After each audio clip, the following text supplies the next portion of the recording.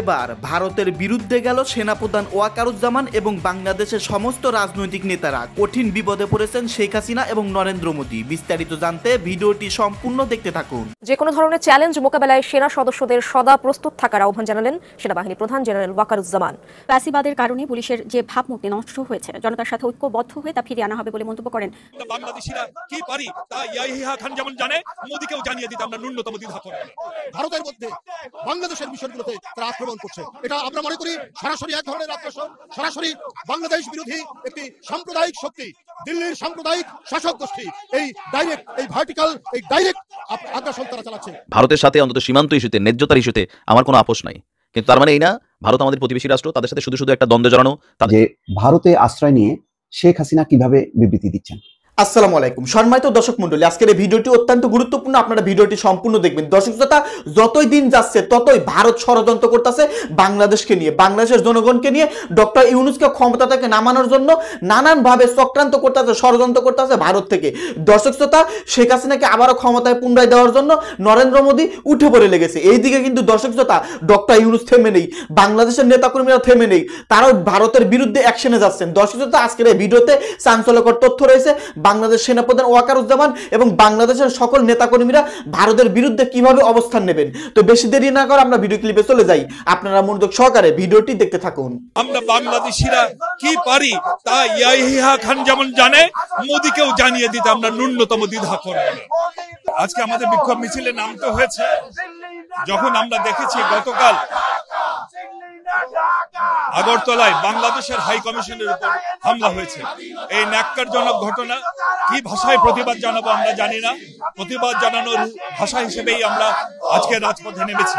আজকের এই রাজপথে নেমে আমরা একটি কথায় স্পষ্ট ভাষায় জানিয়ে দিতে চাই যে আমরা প্রতিবেশীর সাথে বন্ধুত্ব চাই, শত্রুতা চাই না। কিন্তু জোর করে আমাদের উপর যদি শত্রুতা চাপিয়ে দেওয়া হয়, তাহলে তাদেরকে বুঝতে হবে আমরা বাংলাদেশিরা কি পারি তা ইয়াহিয়া খান যেমন জানে, মোদীকেও জানিয়ে দিতে আমরা ন্যূনতম দ্বিধা করব না। বাংলাদেশের বন্ধু হতে পারে না, আমরা এর তীব্র double million offer Walton fridge কিনে পেতে পারেন 20 লক্ষ টাকা, রয়েছে কোটি কোটি টাকার নিশ্চিত উপহার। জানায় তারা এমবাসির প্রাঙ্গণে জোর করে ঢুকে গিয়ে আমাদের সেখানকার বাংলাদেশের যারা সেখানকার স্টাফ, বাংলাদেশের যারা এখানে কর্মচারী, তাদের গায়ে হাত দিয়েছে।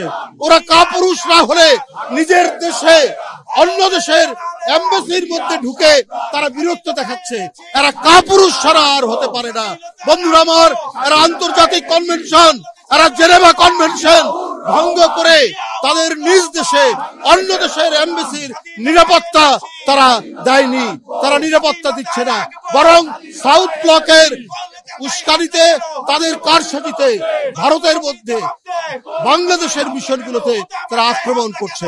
এটা আমরা মনে করি সরাসরি এক ধরনের আগ্রাসন, সরাসরি বাংলাদেশ বিরোধী একটি সাম্প্রদায়িক শক্তি, দিল্লির সাম্প্রদায়িক শাসক গোষ্ঠী এই ডাইরেক্ট, এই ভার্টিক্যাল, এই ডাইরেক্ট আগ্রাসন তারা চালাচ্ছে।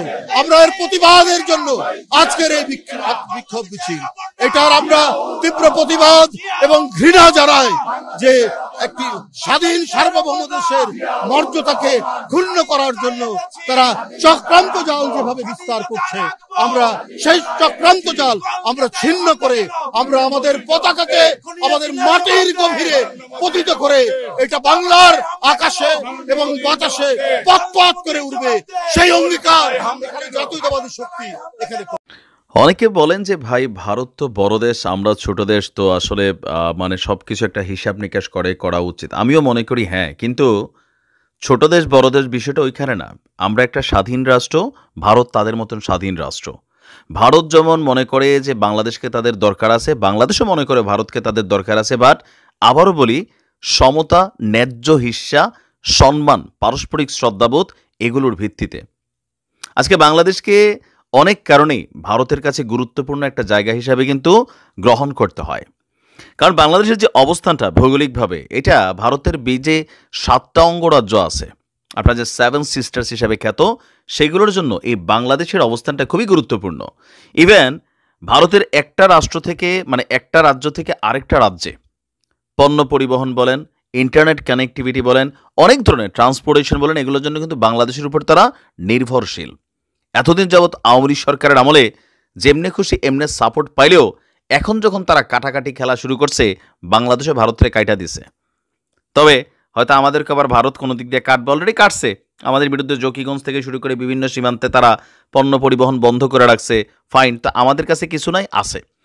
দর্শক, বাংলাদেশের উপর দিয়ে ভারতের উত্তর পূর্বাঞ্চলীয় যে 7 রাজ্য, সেই 7 রাজ্যে ব্যান্ডউইথ নেওয়ার একটা প্রস্তাব দিয়েছিল ভারত সরকার বাংলাদেশকে। মানে ব্যান্ডউইথ তো বোঝেন, ইন্টারনেটের যে সার্ভিসটা। তো আমাদের টেলিযোগাযোগ নিয়ন্ত্রণ সংস্থা বিটিআরসি বলছেন বাংলাদেশ সেটাকে প্রত্যাখ্যান করেছে। সম্প্রতি ভারতের প্রস্তাবের এক বিষয় নিয়ে আমাদের বিটিআরসির এই বক্তব্য সামনে এলো। বলা হচ্ছে যে অনুমোদন প্রক্রিয়া অনেকটাই এগিয়েছিল আওয়ামী লীগ সরকারের সময়। 5ই আগস্ট যদি রাজনৈতিক পট পরিবর্তন না হতো, এতদিনে হয়তোবা আপনার এই কানেকশনটা ভারত নিয়ে নিত। বলা হচ্ছে যে আপনার বিগত সরকারের আমলে 2 ইন্টারন্যাশনাল টেরেস্ট্রিয়াল কেবল আইটিসি কোম্পানি সামিট কমিউনিকেশনস এবং ফাইবার অ্যাট হোম ও ভারতের টেলিকম অপারেটর ভারতীয় এয়ারটেল সম্মিলিতভাবে এই ব্যান্ডউইথ অবকাঠামো স্থাপনের উদ্যোগ নিয়েছিল। মানে বিদ্যুতের ম্যারাডোনা সামিট বিলিয়নস অফ ডলারের দেশ থেকে পাচার করে ফেলছে।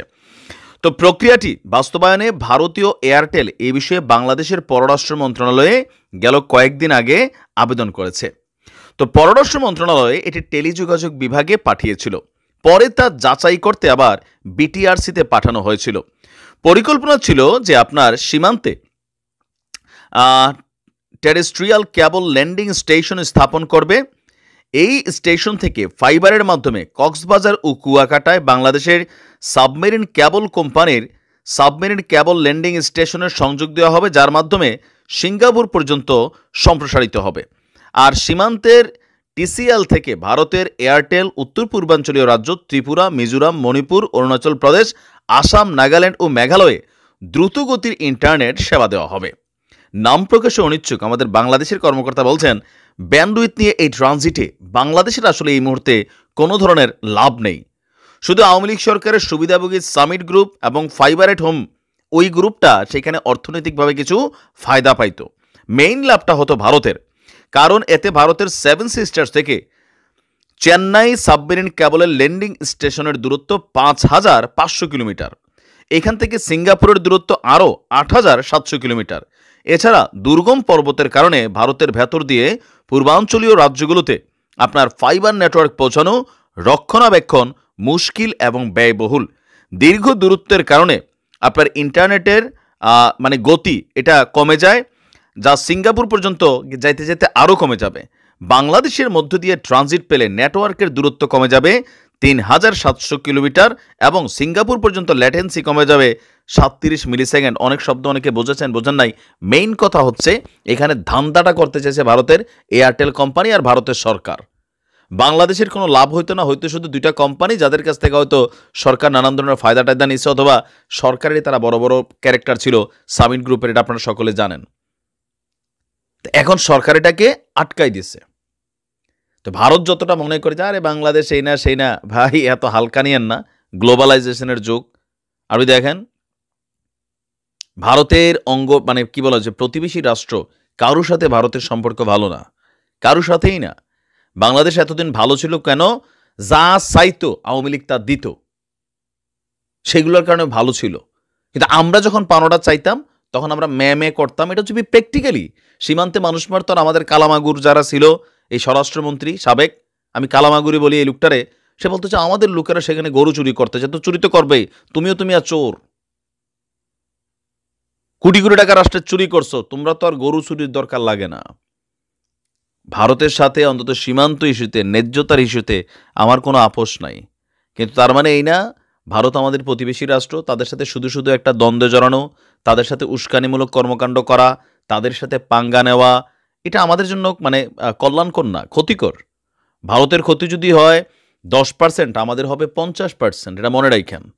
আর পাকিস্তানপন্থী কিছু মানুষ তো এই দেশে যুগে যুগে বসবাস করছে, সুযোগ পেলে পাকিস্তানের দিকে দৌড়ান দেয়, এদের আবার আরেক ধরনের পরিকল্পনা এখন আমরা কিন্তু অনেককেই দেখছি।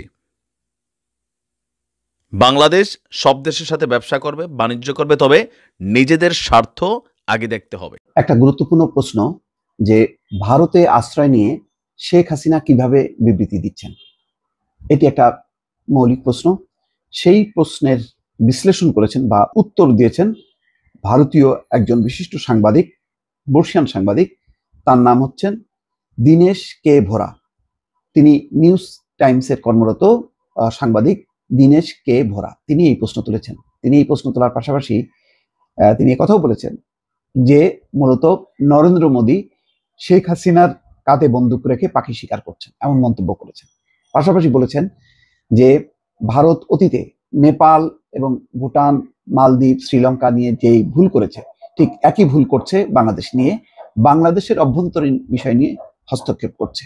বলা হচ্ছে যে চিন্ময় দাস, যাকে ইসকন বহিষ্কার করছে, ইতিমধ্যে বহিষ্কার করেছে। ইসকন বলেছে যে চিন্ময় তাদের কোনো সদস্য না। তাকে নিয়ে যে বাড়াবাড়ি করছে, এটা বলছেন যে দীনেশকে ভোরা, এটা একটা ভুল পদক্ষেপ এবং এর মাসুল দিতে হবে। অর্থাৎ আগে নেপালের সংবিধান নিয়ে যেরকম অযাচিতভাবে কথাবার্তা বলতে বলতে নেপালকে বিষিয়ে তুলেছিল এবং নেপাল থেকে বিচ্ছিন্ন হয়ে গিয়েছিল, ঠিক একই পরিস্থিতি তারা তৈরি করছে বাংলাদেশের ক্ষেত্রেও। এটা তিনি বলছেন যে এটা একটা ভুল পলিসি। প্রথম কথা হচ্ছে, তিনি বলছেন যে গত 5ই আগস্ট থেকে ভারতে আশ্রয় নেওয়া বাংলাদেশের সাবেক প্রধানমন্ত্রী শেখ হাসিনা সেখান থেকে একের পর এক বিবৃতি দিয়ে যাচ্ছেন। তিনি বলছেন যে এই অন্য দেশে আশ্রয়ে থাকা এক ব্যক্তি কিভাবে বিবৃতি দিতে পারেন। আন্তর্জাতিক নিয়ম অনুযায়ী যখন কোনো ব্যক্তি একটি দেশে কূটনৈতিক আশ্রয় নিয়ে থাকে তখন তিনি বিবৃতি দিতে পারেন না, কিন্তু শেখ হাসিনা সেই নিয়মের লঙ্ঘন করছেন। ভোরার মতে, অর্থাৎ দীনেশকে ভোরার মতে, শেখ হাসিনা যা বলছেন তা আসলে মোদী সরকারের শিখিয়ে দেয়া বলি। মোদী সরকার আসলে শেখ হাসিনার কাঁধে বন্দুক রেখে নিজেদের কথাই বলিয়ে নিতে চাচ্ছে শেখ হাসিনাকে দিয়ে। ভোরার মতে এই প্রবণতা আসলে আগুন নিয়ে খেলা সমান, আত্মঘাতী পদক্ষেপের সঙ্গে তুলনীয়। এর আগে নেপালের সঙ্গেও এমন আচরণ করেছে ভারতের মোদী সরকার। নেপালের সংবিধানের নাক গলিয়ে পার্বত্য রাষ্ট্রের সঙ্গে দূরত্ব তৈরি করেছে ভারত। অখণ্ড ভারতের মানচিত্রে নেপালকে দেখিয়ে বিতর্ক তৈরি করে ভারত, অর্থাৎ নেপালও ভারতের অংশ। যদিও নেপাল সরকার ভারতকে বেশি দূর এগুতে সুযোগ দেয়নি, প্রতিক্রিয়ায় ভারত নেপালে প্রয়োজনীয় সামগ্রী পাঠানো বন্ধ করে দেয়। আজ পর্যন্ত ভারতের বিদেশ মন্ত্রক সে কথা স্বীকার করেনি। ওই একই করছে, এই যে নিত্যপণ্য আলু পেঁয়াজ বন্ধ করবে এবং 25 সাল থেকে আর কোনো পণ্য আসতে দেবে না বলে যে শুভেন্দু অধিকারী যেই বক্তব্য দিয়েছে, ভারতের রাজ্য সরকারের বিরোধী দলের নেতা শুভেন্দু, ঠিক একই কাজ করেছিল তারা নেপালের সঙ্গে। বলছেন যে ওই প্রয়োজনীয় সামগ্রী পাঠানো বন্ধ করার পর থেকে নেপালের মানুষ ভারতকে ঘৃণা করে। এমনকি নেপালের প্রধানমন্ত্রী কেপি শর্মা ওলিও চীনপন্থী। তাই ভারতের পদক্ষেপ বুমেরাং প্রমাণিত হয়েছে। এর থেকেও বড় ভুল এখন বাংলাদেশের সঙ্গে করছে ভারত, শেখ হাসিনাকে মোহরা বানিয়ে। বাংলাদেশ বারবার ভারতকে দেশের অভ্যন্তরীণ বিষয়ে হস্তক্ষেপ না করার পরামর্শ দিচ্ছে, কিন্তু ভারত সে কথা কানে তুলছে না। সম্প্রতি বাংলাদেশ সম্মিলিত সনাতনী জাগরণ জোটের মুখপাত্র চিন্ময় কৃষ্ণ দাস ব্রহ্মচারীকে গ্রেপ্তারের বিষয়টি নিয়ে আরো জলঘোলা হচ্ছে। বাংলাদেশের ইসকন মন্দির থেকে সাফ জানিয়ে দেওয়া হয়েছে চিন্ময় কৃষ্ণ দাস আর তাদের সদস্য নয়। এদিকে ভারত শেখ হাসিনাকে এতটাই ক্ষমতা দিয়ে রেখেছে যে তিনি ভারতে বসে বাংলাদেশ সম্পর্কে বিরূপ মন্তব্য করে যাচ্ছেন। হাসিনাকে এখনই না থামালে দুই দেশের সম্পর্ক আরো তলানিতে গিয়ে ঠেকবে বলে মনে করেন সাংবাদিক ভোরা। মালদ্বীপ, নেপাল, ভুটানের মতো একই ভুল বাংলাদেশের সাথে করছে ভারত। নিজেকে বিশ্বগুরু প্রতিপন্ন করার লক্ষ্যে আসলে আগুন নিয়ে খেলছে ভারতের মোদী সরকার। অর্থাৎ ভারত একটা এই অঞ্চলের নেতা, এটা প্রমাণ করতে যে আগুন নিয়ে খেলছে। এটা মন্তব্য ওই সাংবাদিক ভোরা, তার পুরো নাম আগেই বলেছি যে দীনেশ কে ভোরা। দর্শক, তাহলে দেখেন যে ভারতের মধ্যেই কিন্তু যারা বিবেকবান তারা এখন বিশ্লেষণ করছে যে বাংলাদেশের সাথে ভারত এখন যে আচরণটা করছে এটা আত্মঘাতী। বাংলাদেশের 20 কোটি মানুষ এই অবস্থা চলতে থাকলে ভারতকে ঘৃণা করতে থাকবে এবং কখনোই ভারতের সাথে আর সম্পর্ক ভালো হবে না। সম্মানিত দর্শক মন্ডলী, আপনারা বিস্তারিত ভিডিওতে দেখতে পারলেন চাঞ্চল্যকর তথ্য। দর্শক শ্রোতা, বিএনপির নেতা রুহুল করিম রিজভী তিনিও মাঠে নেমে গেছে, আন্দোলন করতেছে, আপনারা বিশেষ প্রতিবেদনে দেখতে পারলেন। দর্শক শ্রোতা, এদিকে আবার সেনাপ্রধান ওয়াকারুজ্জামান সবাইকে সতর্ক হতে বলতেছেন এবং সেনাবাহিনীদের প্রস্তুত থাকতে বলতেছেন, কারণ ভারত যেইভাবে চক্রান্ত করতেছে, যেইভাবে ষড়যন্ত্র করতেছে, যে কোনো সময় তাদের মধ্যে সংঘাত লেগে যেতে পারে। দর্শক শ্রোতা, নরেন্দ্র মোদী, শেখ হাসিনা তারা কিন্তু একত্র হয়ে বাংলাদেশকে অস্থিতিশীল করে ডক্টর ইউনূসকে বিভ্রান্ত করে ক্ষমতা ক্ষমতাচ্যুত করার জন্য তারা উঠে পড়ে লেগেছে এবং শেখ হাসিনার হাতে আবার ক্ষমতা ফিরিয়ে দিতে যাচ্ছে ভারত। যাই হোক, আজকের এই ভিডিওতে বিশেষ কিছু প্রতিবেদন দেখতে পারলেন, চাঞ্চল্যকর তথ্য পেলেন। তো এই সম্পর্কে আপনাদের কোনো মতামত থাকলে ভিডিওর কমেন্ট বক্সে অবশ্যই ঝটপট জানিয়ে দিবেন। ভিডিওর সঙ্গে সম্পূর্ণ আকারে থাকার জন্য আপনাদের সবাইকে অসংখ্য ধন্যবাদ।